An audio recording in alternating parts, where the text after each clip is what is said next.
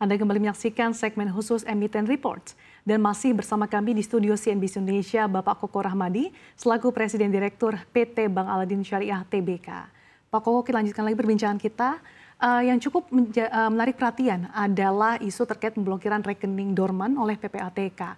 Nah, sebetulnya dalam konteks ini bagaimana sih pendekatan Bank Aladin Syariah dalam hal mengedukasi nasabah supaya lebih paham lagi soal tentang rekeningnya dan juga status terkait pemblokiran ini, Pak? Makasih Mbak Sasa, menarik sekali nih, lagi happening nih sekarang gitu ya. Jadi intinya kalau di syariah, terutama di Bank Aladin Syariah itu terhadap suatu peraturan, suatu ketentuan itu kalau kita pakai istilah kesyariahnya sami'na wa ta'na. Kami mendengar dan kami taat. Nah, kira-kira. Dan kalau kita melihat apa yang dilakukan PPATK dalam hal ini tentang pemblokiran rekening itu, kita melihat dari sudut pandang positif. Positifnya adalah untuk melindungi kepentingan nasabah. Karena saat ini seperti kita ketahui, bahkan di kami di industri di bank digital juga sangat kerasa lah serangan-serangan cyber, kemudian rekening-rekening yang diperjualbelikan, rekening aspal ya asli tapi palsu gitu ya, bisa buka rekening tapi KTP-nya aspal gitu. Sering kejadian walaupun bisa kita cegah.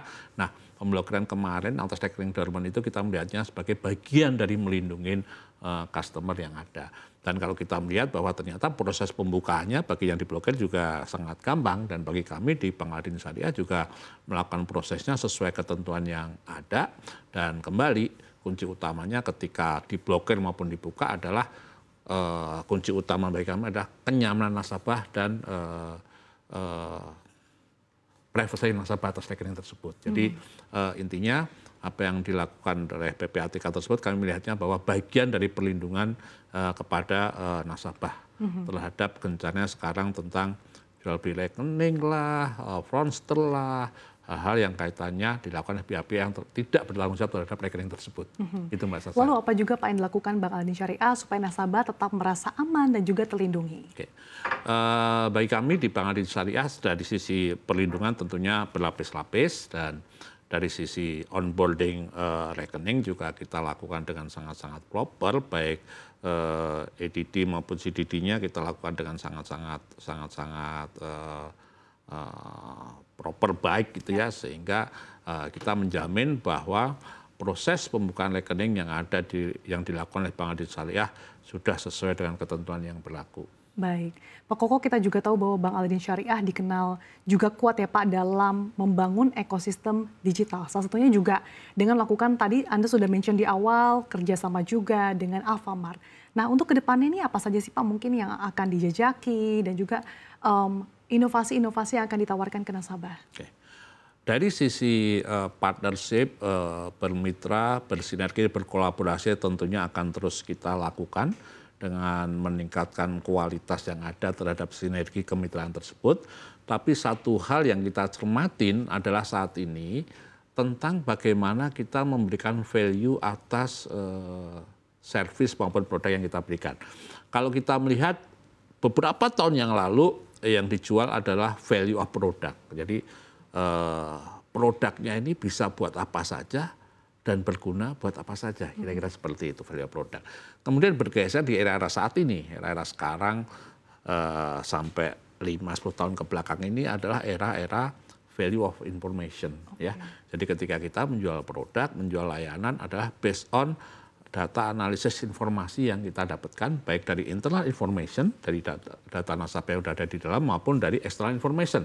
Kita melihat bagaimana kita approach Mbak Sasa misalkan ketika kita melihat behavior Mbak Sasa di media sosial seperti apa. Mbak Sasa cocoknya dengan produk apa ini? Ini value of information. Nah, ini kayaknya era ini udah mulai akan bergeser Mbak Sasa, bergeser ke era yang namanya adalah imagination value.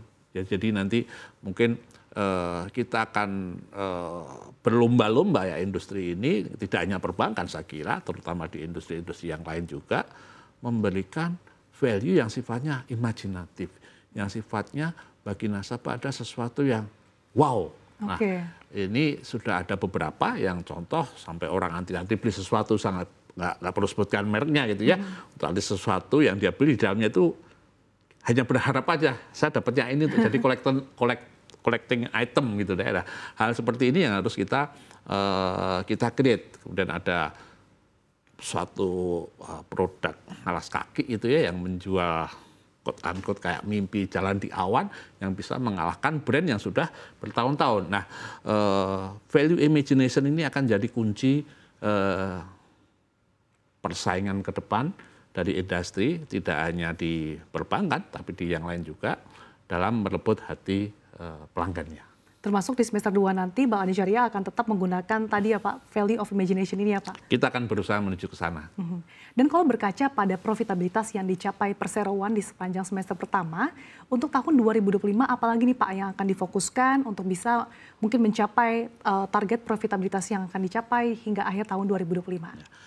Kalau kita melihat, ini saya disclaimer sedikit, kebetulan kemarin saya diundang oleh Perbanas untuk mengikuti acara melihat outlook ya semester kedua seperti apa dan introspeksi semester 1 seperti apa. Itu kalau kita melihat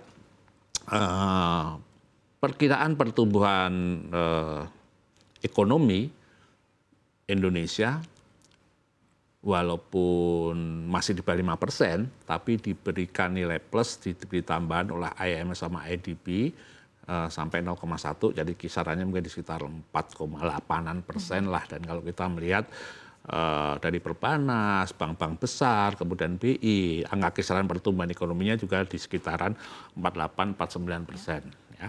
Jadi kita masih optimis bisa bertumbuh. Nah, cuman masalahnya ini pertumbuhan dari sisi pembiayaan itu angka kisarannya di 1 digit ya, di 8-9%. Kemudian angka dana pihak ketiganya juga ada di kisaran sekitar 5%-an, 4-5-6%. Jadi terus terang masih agak suffer ya semester 2. Cuman kita melihat bahwa engine dari suatu bank itu kan ada 2 untuk mencapai suatu PNL. Yang pertama engine dari net income dia, yang which is itu pembiayaan dan dana pihak ketiga. Yang pertama, yang kedua ada engine dari fee-based income. Dan kita melihat bahwa room fee-based income ini masih sangat besar, terutama bagi kami Bank Alin Syariah yang baru berusia 4-5 tahun ini, gitu ya.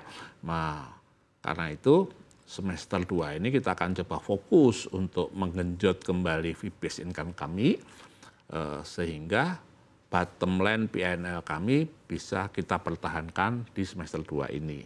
Fee-based income kuncinya ada 2. Yang pertama adalah jumlah customer yang kami miliki. Yang kedua adalah jumlah transaksi yang dilakukan. Nah, kalau berkaca dari transaksi yang dilakukan, berarti PR kami adalah semakin memperbanyak transaksi dan fitur-fitur yang ada di aplikasi kami, yang ada di Bank Alin Syariah, sehingga digunakan oleh para customer kami. Jadi 2 hal itu, Mbak, yang kita yakin bahwa 2025 semester 2 ini Bank Alin Syariah tetap bisa tumbuh dengan baik, tetap bisa mempertahankan performanya, dan tentunya ini harapan saya harus juga didukung oleh masyarakat, ya, dengan memberikan masukan-masukan, dengan memberikan gift-gift sebagai bagian dari perbaikan layanan kami yang merupakan bank digital syariah pertama yang di Indonesia.